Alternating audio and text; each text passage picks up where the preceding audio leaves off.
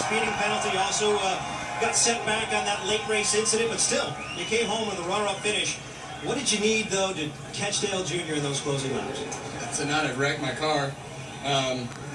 You know, I got to looking in the mirror on pit road and got ourselves a speeding penalty there. And this hasn't been one of my best tracks, so I just got to thank all my guys on this Mobil 1 Chevy for putting us in position to at least have an opportunity to pull some strategy there. So just got to thank everybody from Budweiser, Jimmy John's, Outback for everything they do for this car. And I made a lot of mistakes today, and they made up for it with a fast race car. With a strong finish, Jamie, Kevin Harvick can rest easy. He's officially in the chase.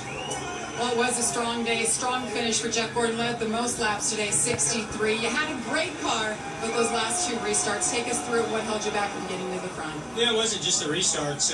You know, those guys knew that they had to do the exact opposite strategy of us. I thought, you know, Alan and the team just did amazing today. Awesome car. Great to have Mako on board the Sixalta Chevy SS, but we had the dominant car, but you had to have track position, and you know, there at the end we didn't have it.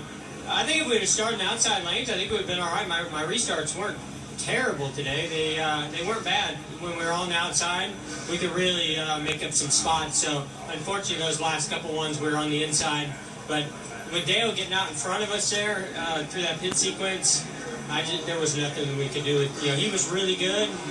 Whoever got out front, him or me, I think was going to win this race. But I'm still really happy with how good our car performed today.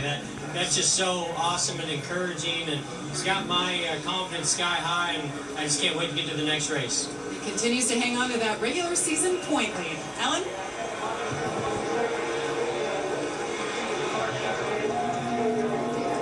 I just wanted to see how far he was going to carry the bird out down pit road.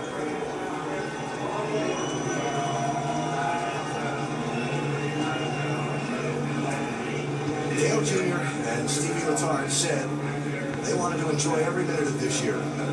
After Stevens' announcement that he was going to leave being a crew chief at the end of this season and go into the broadcasting business next year, said they wanted to go out in style and just enjoy every moment. Well, I can tell you, in the words of my great friend and our friend Benny Parsons, who said the happiest guy is the guy who won. No doubt about that. I don't think he's finished yet either. Victory Lane presented by Pennzoil. To hear from the winner. Thanks. And you think about it, Junior only led the race one time. Those last 14 laps. Stevie Letarte working the pit strategy in the latter part of the race to get his driver track position. Then the driver going after Greg Biffle to get it done. Our Goodyear superior performer on the day. Not just Dale Earnhardt Jr., his whole team. It takes everybody, and Junior there giving everybody showing what he is as a driver, what he's become now. And it takes everybody to make it. I don't care how good a driver you are, if you don't have that complete support, you can't get it done. Yeah, those guys are putting him in positions to win, but he's the one that has to take advantage of it.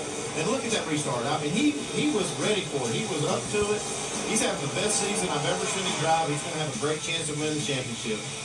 And all the pressure Kevin Harvick tried to apply. Junior, you heard him say, had a little difficulty trying to set himself right with all the pressure Harvick was applying, but did. Drove away and scored the victory, his third of this 2014 NASCAR Sprint Cup season. Look at the results, the top 10. You see the fifth place finish for Greg Biffle. Right, they made it on fuel.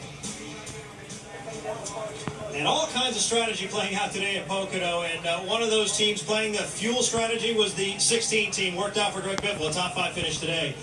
Did you think the fuel strategy would play out the way it did? You know, I did, and I'm heartbroken that caution came out when the 43, you know, or 47 blew a tire. That just killed our day, because Kevin and I were out there. It was going to be Mickey Mouse who was going to run out of fuel unless those guys could catch us. And I don't know how far back they were. They sounded like they were a long ways back. And, you know, when you have a 15th place car, you got to play strategy to get there and have a chance to win these races. And that's what we did today. And I held off, you know, the fastest cars here for this top 5, you know, the 24 and those guys that get this retro paint scheme 3 and 4 Fusion up here in the top 5. But we're not happy with the way we're competing. We want to compete for these wins. And, you know, the 88 and those Hendrick cars pretty fast still. So we'll keep working at it. You know, we had a good test at Michigan, and we feel good going back there. Michigan's only a couple weeks away, Alan. As we'll see here, Mike, as we look at the upcoming schedule for the NASCAR Sprint Cup Series, the road course in Watkins Glen next week, which should be quite the show, and the big fast 2-mile track in Michigan, the night race at Bristol, and on to Atlanta and Richmond to figure out who's going to be the 16 drivers competing for this year's championship. Yeah, and I look at that Richmond and think about Greg Biffle there. That might be the call that we talk about them being a part of those 16 that go on for the chase. NASCAR.com/tickets are the number at the bottom of your screen to join us at the track. So next weekend, Watkins Glen, a doubleheader. Saturday, we cap a full day of coverage with the NASCAR Nationwide Series race at 2 Eastern on ABC. And then next Sunday, the NASCAR Sprint Cup Series at Watkins Glen here on ESPN at noon Eastern. More post-race coverage coming up on SportsCenter from Dale Jr.'s win at Pocono.